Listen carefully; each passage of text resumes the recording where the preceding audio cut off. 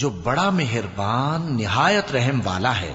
कहो कि मैं सुबह के मालिक की पनाह मांगता हूं हर चीज की बुराई से जो उसने पैदा की, और अंधेरी रात की बुराई से जब उसका अंधेरा छा जाए, और गंडों पर पढ़ पढ़ कर फूंकने वालियों की बुराई से, और हसद करने वाली की बुराई से जब वो हसद करने लगे।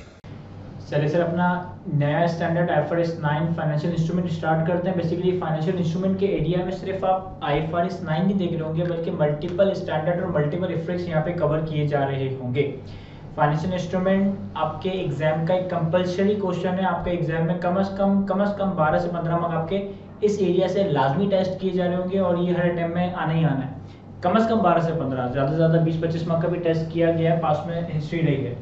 तो बेसिकली फाइनेंशियल इंस्ट्रूमेंट के इस एरिया में हम मल्टीपल स्टैंडर्ड कवर कर रहे होंगे। IFRS 9 देख रहे होंगे, ISAT 2 देख रहे होंगे, IFRS 7 देख रहे होंगे, IFRS 13 देख रहे होंगे, और कुछ 2-4 इफ्रिक्स वगैरह भी कवर कर रहे होंगे। और तकरीबन अगले हमारी 12-15 लेक्चर्स जो है वो इसी टॉपिक के ऊपर कंडक्ट हो रहे होंगे, और तकरीबन 80+ हम क्वेश्चंस इस एरिया में सॉल्व कर रहे होंगे। सर शुरू करता हूँ फाइनेंशियल इंस्ट्रूमेंट के एक सिंपल सी डेफिनेशन से। फाइनेंशियल इंस्ट्रूमेंट की डेफिनेशन है एक ऐसा कॉन्ट्रैक्ट, एक ऐसा एग्रीमेंट, एक ऐसा कॉन्ट्रैक्ट, एक ऐसा एग्रीमेंट जो एक कंपनी की बैलेंस शीट पे कोई फाइनेंशियल एसेट क्रिएट करे। एक ऐसा कॉन्ट्रैक्ट, एक ऐसा अरेंजमेंट, एक ऐसा एग्रीमेंट जो एक कंपनी की बैलेंस शीट पे फाइनेंशियल एसेट क्रिएट करे, दूसरी कंपनी की बैलेंस शीट पे या तो इक्विटी या फिर फाइनेंशियल लायबिलिटी क्रिएट कर रहा हो। What is financial instrument? एक ऐसा एग्रीमेंट, एक ऐसा कॉन्ट्रैक्ट जो एक कंपनी के लिए फाइनेंशियल एसेट हो, सामने वाली दूसरी कंपनी के लिए या तो इक्विटी होगा या फिर वो फाइनेंशियल लायबिलिटी होगा। Financial instrument is a contract that creates financial asset on the part of one entity and equity और a financial liability on the part of another entity. तो सिंपल सी फाइनेंशियल इंस्ट्रूमेंट की definition मैंने दी। अब मैं इस लेवल पे आज की क्लास में फाइनेंशियल एसेट, फाइनेंशियल लायबिलिटी और इक्विटी की डिटेल डेफिनेशन में नहीं पढ़ूंगा, ये किसी लेटेस्ट स्टेज में हम कवर करेंगे, लेकिन आसान सी बातें मैं कवर करता हूं। देखो, एक ऐसा कॉन्ट्रैक्ट जो एक तरफ फाइनेंशियल एसेट क्रिएट करे, दूसरी तरफ इक्विटी या फाइनेंशियल लायबिलिटी क्रिएट करे, वो फाइनेंशियल इंस्ट्रूमेंट कॉन्ट्रैक्ट है। आम हालात में जब फाइनेंशियल एसेट फिर मजीद दो तरह के होंगे। फाइनेंशियल एसेट आपके मजीद दो तरह के होंगे, इक्विटी इन्वेस्टमेंट और डेट इन्वेस्टमेंट। यानी कि जिस कंपनी की बैलेंस शीट पे फाइनेंशियल एसेट बनेगा, जिस कंपनी के लिए वो फाइनेंशियल एसेट है, उस कंपनी के लिए फाइनेंशियल एसेट में मजीद दो कैटेगरीज होंगी, या तो इक्विटी इन्वेस्टमेंट या फिर डेट इन्वेस्टमेंट। अब बात ही बताने लगा हूं कि आम हालात में जब एक फाइनेंशियल एसेट सामने वाली कंपनी के लिए इक्विटी होगा, तो इस तरफ financial asset investment equity investment consider करते हैं। जनरली 95% केसेस में ऐसा ही हो रहा होगा, कुछ आज एक एक्सेप्शन भी क्रिएट करेंगे, लेकिन जनरली जब एक फाइनेंशियल इंस्ट्रूमेंट कॉन्ट्रैक्ट एक कंपनी के लिए इक्विटी है, तो जिस कंपनी के लिए फाइनेंशियल एसेट है उसके लिए इक्विटी इन्वेस्टमेंट है। जनरली फाइनेंशियल इंस्ट्रूमेंट अगर दूसरी कंपनी के लिए फाइनेंशियल लायबिलिटी है, तो जिस कंपनी के लिए फाइनेंशियल एसेट होगा, उसके लिए ये डेट इन्वेस्टमेंट कंसीडर किया जाएगा। सर कोई एग्जांपल लेकर हमें बताएं। लेट्स से कि मैं बैंक से लोन लेता हूं। एक कंपनी है मेरी एबीसी कंपनी, वो बैंक से लोन लेती है, तो bank loan is an example of financial instrument. क्यों? सर मेरी बैलेंस शीट पे बैंक बोरोइंग्स आ रही होंगी। जब मैं बैंक से लोन लेता हूं तो मेरी बैलेंस शीट पे बैंक बोरोइंग आ रहा होगा। सर बैंक की बैलेंस शीट में एडवांस या लोन टू कस्टमर आ रहा होगा। जब मैं बैंक से लोन लेता हूं तो बैंक अपनी बैलेंस शीट पे लोन टू कस्टमर रिकॉर्ड करता है, और मैं अपनी बैलेंस शीट पे बैंक बोरोइंग इस्तेमाल करता हूं। सर एक company let's say share capital issue करती है। सर मैं उन शेयर्स को बाय करता हूं। जब मैं बीइंग एन इन्वेस्टर उन शेयर्स को बाय करता हूं, तो मैं अपनी बैलेंस शीट पे दिखाता हूं इक्विटी शेयर्स या इन्वेस्टमेंट इन शेयर्स के नाम से। जिस कंपनी के मैं शेयर्स बाय करता हूं, वो अपनी बैलेंस शीट पे क्या दिखाती है? Sir share capital, share premium. तो अब इसमें कोई भी आप एक्स वाई एग्जांपल बना, लेट्स से आपने नॉर्मल किसी अपने कस्टमर को क्रेडिट पे सामान सेल किया, आपने नॉर्मल अपने किसी कस्टमर को क्रेडिट पे कोई गुड्स सेल की, तो क्या होता है सर, हमारे पास रिकॉर्ड होता है रिसीवर, हमारे पास रिकॉर्ड होता है रिसीवर, सामने वाले कस्टमर के पास रिकॉर्ड हो रहा होगा payable.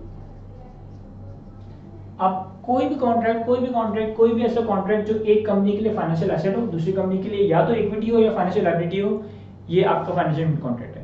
It can be any bank borrowing, it can be any related party borrowing, it can be any preference shares. अब मैं अभी ये प्रेफरेंस शेयर्स वगैरह के टर्म इस्तेमाल नहीं कर रहा क्योंकि मुझे आइडिया है कि आप लोग शायद इतना फैमिलियर नहीं होंगे, लेकिन जैसे जैसे हम कोर्स में आगे बढ़ेंगे तो सारी प्रैक्टिकल डेट इन्वेस्टमेंट्स वगैरह का जिक्र करेंगे। It can be any bank borrowing, it can be any related party loan, it can be any normal share capital, it can be any preference share capital, it can be any TFC, Pakistan investment bond, treasury bills, equity shares, mutual unit funds, mutual fund की units कौन है, ये सारी चीजें financial instrument contract की एक example है। एक ऐसा कॉन्ट्रैक्ट जो एक तरफ फाइनेंशियल एसेट है, दूसरी तरफ इक्विटी या लायबिलिटी है, फाइनेंशियल इंस्ट्रूमेंट कॉन्ट्रैक्ट। आम हालात में अगर इस तरफ इक्विटी होगा तो इस तरफ फाइनेंशियल एसेट इक्विटी इन्वेस्टमेंट होगा। आम हालात में अगर इस तरफ फाइनेंशियल लायबिलिटी होगा तो इस तरफ financial asset debt investment consider किया जाएगा। अब financial asset equity investment debt investment financial liability, इनकी कुछ मजीद क्लासिफिकेशंस है जो मैं आने वाली 2-4 लेक्चर्स में कवर कर रहा हूँ। इक्विटी इन्वेस्टमेंट में 2 क्लासिफिकेशन होंगी, fair value through PNL, fair value through PNL, fair value through OCI, fair value through PNL, fair value through OCI. Debt investment में 3 में से कोई एक क्लासिफिकेशन होगी, amortised cost, fair value through OCI, fair value through PNL. Amortised cost, fair value through OCI, fair value through PNL. Financial liability में 2 तरह की classification होगी, amortised cost and financial fair value through PNL, amortised cost और fair value through PNL. Equity में कोई classification नहीं होती, equity में कोई क्लासिफिकेशन नहीं होती। अभी मैं सिर्फ आपको एक पूरा बर्ड्स आई व्यू दिखा रहा हूँ, पूरा फाइनेंशियल इंस्ट्रूमेंट का एक बर्ड्स आई व्यू दिखा रहा हूँ। हम अपने आने वाले तकरीबन 4-5 लेक्चर्स में इस पे सब पे सेपरेटली बात कर रहे होंगे, सबकी सेपरेट डिस्कशन कर रहे होंगे। अभी सिर्फ मैं आपको एक बर्ड्स आई व्यू बता रहा हूँ कि फाइनेंशियल इंस्ट्रूमेंट के एरिया में आप क्या क्या चीजें कवर करोगे आने वाली जो भी हमारी क्लासेस होगी। तो ये सारी चीजें कॉपी करें तो फिर हम क्या कहते हैं, कुछ और प्रोविजंस रीड करते हैं और कुछ न्यूमेरिकल क्वेश्चंस देखते हैं। तो फाइनेंशियल इंस्ट्रूमेंट के एरिया में मैंने आपको बताया कि आप एक तो मल्टीपल स्टैंडर्ड्स, मल्टीपल इफ्रिक्स कवर करोगे। सर हम IS 32 फाइनेंशियल इंस्ट्रूमेंट प्रेजेंटेशन का स्टैंडर्ड कवर कर रहे होंगे, इसमें बहुत सारी बातें कवर करोगे। IFRS 9 financial instrument recognition and measurement का स्टैंडर्ड कवर करेंगे। IFRS 7 financial instrument disclosure requirements cover करेंगे। IFRS 13 fair value measurement cover करेंगे और कुछ कनेक्टेड IS और इफ्रिक्स भी मैं इसके साथ ही कवर करवाऊंगा, जैसे कि IS 21, IFRIC 16 और IFRIC 19। ये सारी चीजें आप IFRS 9 के इस जो हमारा लेक्चर है इसके अंदर इंशाल्लाह कवर कर रहे होंगे।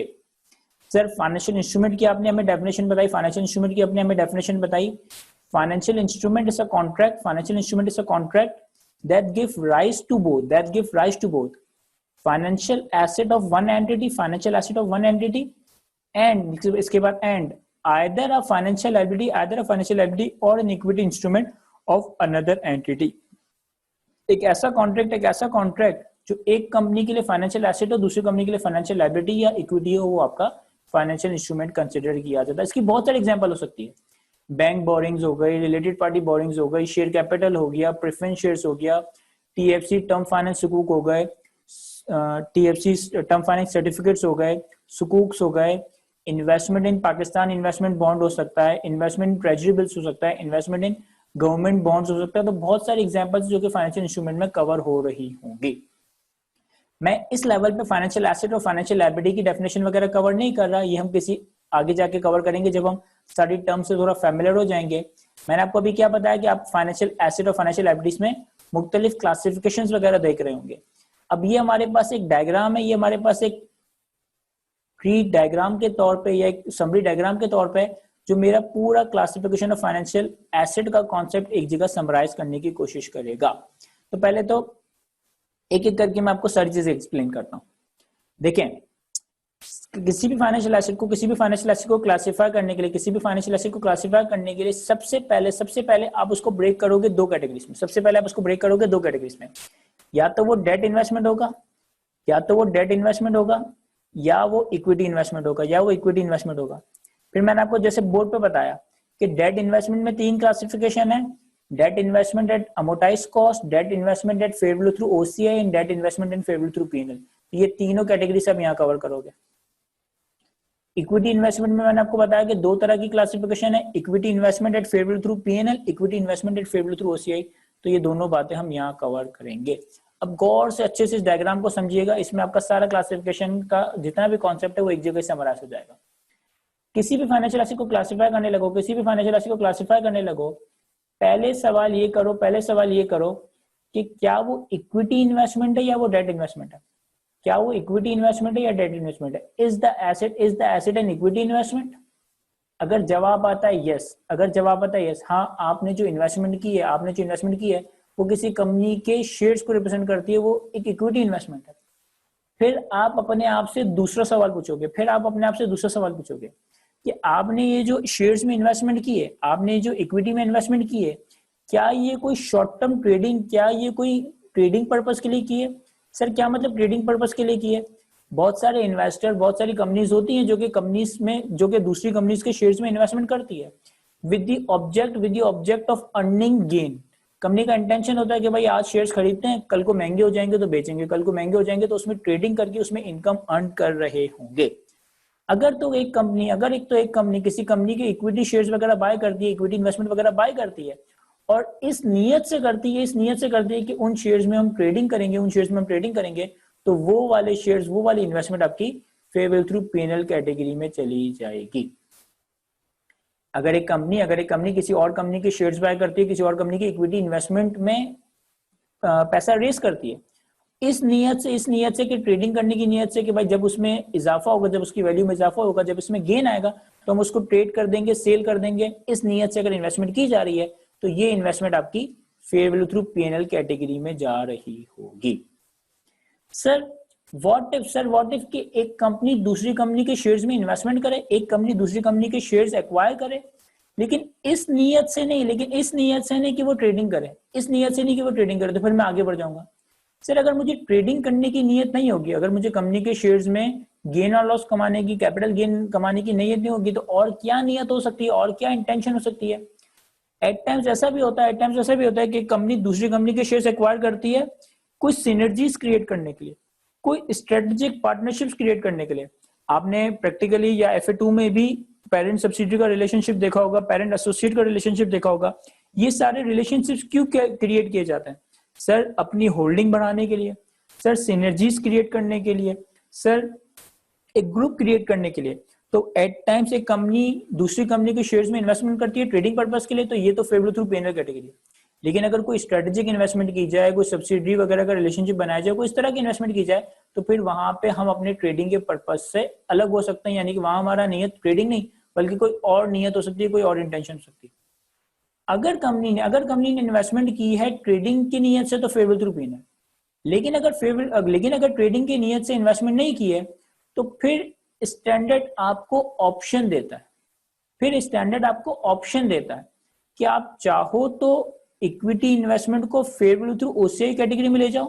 देखो अभी मैं आपको रूल्स नहीं बता रहा, कि यहाँ ले जाके क्या होगा, यहाँ ले जाके क्या होगा एंड सो ऑन। ये सारी बातें तो आप आने वाले वक्तों में कवर करोगे एक एक करके। अभी तो मैं सिर्फ आपको ये क्राइटेरिया बता रहा हूँ कि मैं किस बेसिस पे अपनी इन्वेस्टमेंट को कौन से वाले कमरे में लेके जा रहा हूँ। क्या वो क्राइटेरिया होगा, क्या वो बेसिस होंगी जिसकी बेसिस पे मैं अपनी इन्वेस्टमेंट्स को किसी एक जगह क्लासिफाई करूंगा, अपने फाइनेंशियल एसेट को किसी एक जगह क्लासिफाई करूंगा। क्लासिफाई करने के बाद उनको एक कमरे में बंद करने के बाद उनके साथ क्या किया जाएगा, तो ये तो आप आने वाली 3-4 क्लासों में कवर कर लोगे। अभी मैं सिर्फ ये बात बता रहा हूँ कि क्या वो रूल्स होंगे, क्या वो बेसिस होंगी जिसकी बेसिस पे इन्वेस्टमेंट किसी एक कैटेगरी में कैटेगराइज होगी। अगर इन्वेस्टमेंट इक्विटी इन्वेस्टमेंट है तो हेल्प फॉर ट्रेडिंग है, अगर तो फेवर थ्रू पीएनएल। अगर ट्रेडिंग के लिए नहीं है, कोई स्ट्रेटेजिक इन्वेस्टमेंट है तो स्टैंडर्ड आपको ऑप्शन देता है कि आप चाहो तो इसको फेवर थ्रू ओसीआई में ले जाओ, आप चाहो तो इसको फेवर थ्रू ओसीआई में ले जाओ, आप चाहो तो इसको फेवर थ्रू पीएनएल ले जाओ। लेकिन ये बात याद रखना कि अगर आप इसको फेवर थ्रू ओसीआई कैटेगरी में ले जाते हो, तो ये कैटेगरी एक इर्रिवोकेबल कैटेगरी है। ये कैटेगरी एक इररिवोकेबल कैटेगरी है। सर क्या मतलब इररिवोकेबल कैटेगरी का है? सर एक दफा अगर यहाँ आ गए, एक दफा यहाँ आ गए तो फिर आप यहाँ पे आकर लॉक हो जाओगे।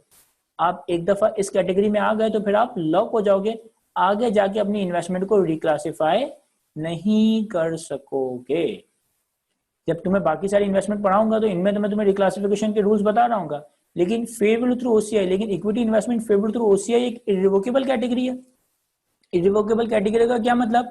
सर ऐसी कैटेगरी जिसमें एक दफा आ तो गए, एक दफा दरवाजा, आप कमरे के अंदर आ गए, दरवाजा लॉक हो जाएगा, अब इस कैटेगरी से बाहर नहीं निकला जाएगा। तो डायग्राम के इस हिस्से में हमने सिर्फ इक्विटी इन्वेस्टमेंट का जिक्र किया। अगर आपका फाइनेंशियल एसेट इक्विटी इन्वेस्टमेंट है, अगर ट्रेडिंग के लिए है फेयर वैल्यू थ्रू पीएनएल, अगर ट्रेडिंग के लिए नहीं है तो फिर दो में से कोई एक बात, या तो फेयर वैल्यू थ्रू ओसीआई या फेयर वैल्यू थ्रू पीएनएल। लेकिन फेयर वैल्यू थ्रू ओसीआई में ले जाते वक्त ये ख्याल में रखेंगे कि भाई ये इररिवोकेबल कैटेगरी है। इररिवोकेबल क्या मतलब? कि ये लॉक कैटेगरी, एक दफा इसमें आ जाओगे तो फिर आगे जाके रिक्लासिफाई या चेंज नहीं कर सकोगे। सिर्फ अपनी जो भी आपकी स्क्रीन है उसका सिर्फ ये वाला एरिया अच्छे से देखे तो फिर मैं डेट इन्वेस्टमेंट की बात करता हूँ।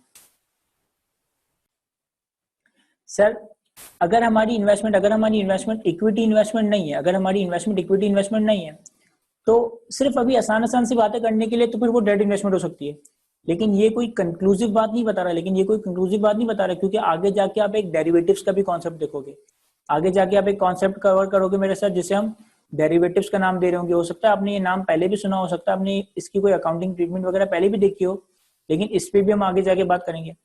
अभी आसान सी बातें कर रहा हूँ। इक्विटी इन्वेस्टमेंट है तो इस डायग्राम के इस एरिया में उसको इवैल्यूएट करूंगा, या तो फेयर वैल्यू थ्रू पीएनएल होगा या फेयर वैल्यू थ्रू ओसीआई होगा। अगर इन्वेस्टमेंट इक्विटी इन्वेस्टमेंट नहीं है, तो फिर आप ये अपने आप से सवाल पूछोगे, आप अपने आप से ये सवाल पूछोगे कि आपकी इन्वेस्टमेंट के कॉन्ट्रेक्चुअल कैश फ्लोज क्या प्रिंसिपल एंड इंटरेस्ट के कैश फ्लोज को रिप्रेजेंट करता है? Are the asset contractual cash flow solely principal and interest? जिस चीज में आपने इन्वेस्टमेंट की है, क्या उस इन्वेस्टमेंट के जो कैश फ्लोज हैं, यानी आपको जो फ्यूचर में जो कैश फ्लो मिलेगा वो प्रिंसिपल और इंटरेस्ट की पेमेंट है? अगर जवाब आता है यस, तो फिर मैं आगे बढ़ जाऊंगा। अगर जवाब आता है यस तो मैं आगे बढ़ जाऊंगा। अगर जवाब आता है नो, तो मैं इसे सीधा debt investment fair value through PNL category में ले जाऊंगा। मैं अभी इसको आपको एग्जांपल से नहीं समझा सकता, लेकिन इतना याद रखें कि डेरिवेटिव्स यहाँ आ रहे होंगे।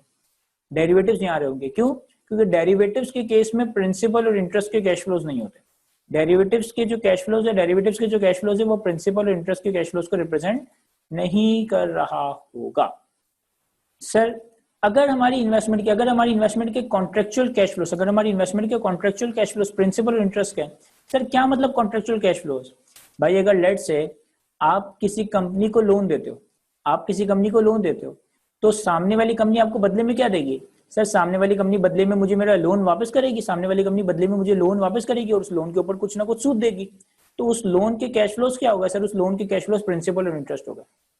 सर मैं गवर्नमेंट ऑफ पाकिस्तान को लोन देता हूँ in the form of Pakistan investment bond. मैं गवर्नमेंट ऑफ पाकिस्तान में इन्वेस्टमेंट करता हूँ in the form of Pakistan investment bond. तो मुझे बदले में क्या मिलेगा? सर बदले में मुझे प्रिंसिपल रीपेमेंट मिलेगी, बदले में मुझे इंटरेस्ट मिलेगा, तो वो मेरा यहाँ फॉल करेगा। अगर हमारी इन्वेस्टमेंट के कॉन्ट्रेक्चुअल कैश फ्लोज प्रिंसिपल और इंटरेस्ट के हैं तो मैं डायग्राम को या इवेल्यूएट करूंगा। अगर हमारी इन्वेस्टमेंट के कॉन्ट्रेक्चुअल कैश फ्लोज प्रिंसिपल और इंटरेस्ट के नहीं है, अब मैं इस लेवल पे आपको इसकी एग्जांपल अभी नहीं समझा सकता, इतना फिलहाल सिर्फ याद कर लो अभी फिलहाल कि वो डेरिवेटिव हो सकता है। डेरिवेटिव के जो कैश फ्लोज होते हैं ना, वो प्रिंसिपल और इंटरेस्ट के नहीं होते। तो अगर इन्वेस्टमेंट के कॉन्ट्रेक्चुअल कैश फ्लोज प्रिंसिपल और इंटरेस्ट के नहीं है तो वो सीधा fair value through PNL category में चला जाता है। अगर इन्वेस्टमेंट के कॉन्ट्रेक्चुअल कैश फ्लोज प्रिंसिपल और इंटरेस्ट के है, तो आप अगला सवाल पूछोगे, क्या कंपनी ने ये इन्वेस्टमेंट सिर्फ और सिर्फ कॉन्ट्रेक्चुअल कैश फ्लोज को हासिल करने के लिए किया? क्या कंपनी ने ये इन्वेस्टमेंट सिर्फ और सिर्फ कॉन्ट्रेक्चुअल कैश फ्लोज को हासिल करने के लिए किया? क्या मतलब? ऐसा होता है एट टाइम्स कि कंपनी ने पीआईबी में इन्वेस्टमेंट की, कंपनी ने सोचा हुआ कि सिर्फ हम सूद यानी कि इंटरेस्ट का कैश फ्लोज लेंगे, सिर्फ हम इंटरेस्ट का कैश फ्लो रिसीव करेंगे, सिर्फ और सिर्फ हम प्रिंसिपल रीपेमेंट ले रहे होंगे। अगर कंपनी का बिजनेस मॉडल, अगर कंपनी की नीयत उस इन्वेस्टमेंट से सिर्फ और सिर्फ कॉन्ट्रेक्चुअल कैश फ्लोज, सिर्फ और सिर्फ प्रिंसिपल और इंटरेस्ट के कैश फ्लोज को हासिल करना है, तो ये इन्वेस्टमेंट आपकी अमोर्टाइज कॉस्ट कैटेगरी में चली जाएगी।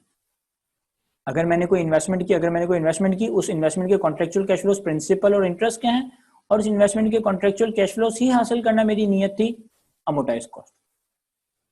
सर ऐसा भी हो सकता है कि कंपनी की नियत में यह है कि हम कॉन्ट्रेक्चुअल कैश फ्लो तो हासिल करेंगे, लेकिन अगर कॉन्ट्रेक्चुअल कैश फ्लो के अलावा हमें पैसों की जरूरत पड़ गई तो हम उसको पहले भी बेच सकते हैं।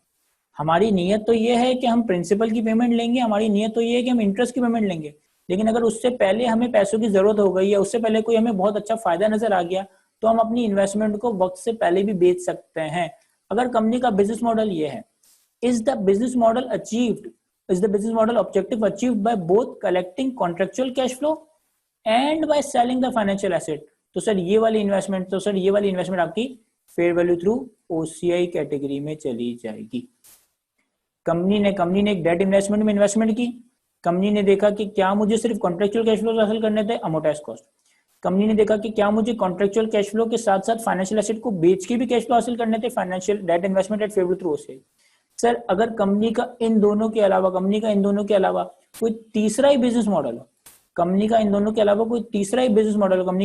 कोई तीसरी ही नियत हो, फिर ये इन्वेस्टमेंट आपकी again fair value through PNL category में चली जाएगी। यानी कि एक तरह से अगर तुम कंक्लूड ये करो कि ये आपकी एक रेजिडल कैटेगरी है, यहाँ पे डेट इन्वेस्टमेंट एक रेजिडल कैटेगरी है। क्यों? क्योंकि या तो इन्वेस्टमेंट अमोर्टाइज कॉस्ट कैटेगरी में जाएगी। अमोर्टाइज कॉस्ट कैटेगरी में कब जाएगी?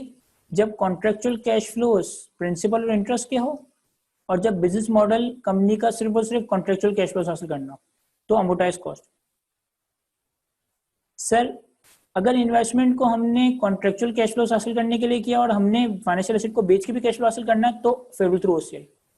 और अगर इन दोनों के अलावा कोई तीसरी बात होती है, तो फिर इसे मैं अपनी residual category fair value through PNL category में लेकर चला जाऊंगा। अगेन इस लेवल पे मैंने इस डायग्राम की कोई बहुत ज्यादा आपको कॉन्सेप्ट नहीं बताया ना, मैं इस लेवल पे बता सकता हूँ, सिर्फ रूल बेस्ड बातें बताइए, क्योंकि ब्रिक बाय ब्रिक ही हम इस स्टैंडर्ड को कंस्ट्रक्ट कर रहे होंगे। इस डायग्राम को अच्छे से देखिए, इस डायग्राम को अच्छे से एब्जॉर्ब करें, चीजों को रिटेन करने की थोड़ा कोशिश करें, तो फिर मैं आगे बढ़ता हूँ। सर किसी ने सवाल पूछा कि आप अपने फाइनेंशियल एसेट को दो कैटेगरीज में ब्रेक कर रहे हो, या तो डेट इन्वेस्टमेंट या इक्विटी इन्वेस्टमेंट। फिर इक्विटी इन्वेस्टमेंट को आप कह रहे हो कि या तो ओसीआई में जाएगा या पीएनएल में जाएगा, डेट इन्वेस्टमेंट को आप कह रहे हो या तो पीएनएल में जाएगा या ओसीआई में जाएगा या अमोर्टाइज कॉस्ट में जाएगा। तो हमें क्या जरूरत पेश आ रही है कि हम अपने इतना मुश्किल कर रहे हैं अपनी चीजों को, अपना इतनी सारी क्लासिफिकेशन करके अपनी जिंदगी को इतना मुश्किल क्यों बना रहे हैं? क्या रीजन है इतनी सारी क्लासिफिकेशन का?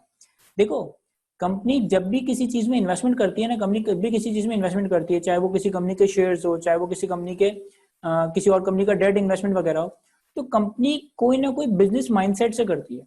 हर एक्शन के पीछे कोई ना कोई इंटेंशन होता है, हर एक्शन के पीछे कोई ना कोई ऑब्जेक्टिव होता है। अब हम अकाउंट्स बनाते क्यों हैं? फाइनेंशियल स्टेटमेंट्स को बनाने का रीजन क्या है? सर फाइनेंशियल स्टेटमेंट्स बनाए जाते हैं यूजर ऑफ फाइनेंशियल स्टेटमेंट्स के लिए। कि यूजर ऑफ फाइनेंशियल स्टेटमेंट को देखकर कंपनी के ऑपरेशंस के हवाले से, कंपनी के बिजनेस के हवाले से सारी इंफॉर्मेशन एक्सट्रैक्ट कर सके। तो अगर एक कंपनी ने इन्वेस्टमेंट की है, तो उस इन्वेस्टमेंट का सही क्लासिफाई होना जरूरी है।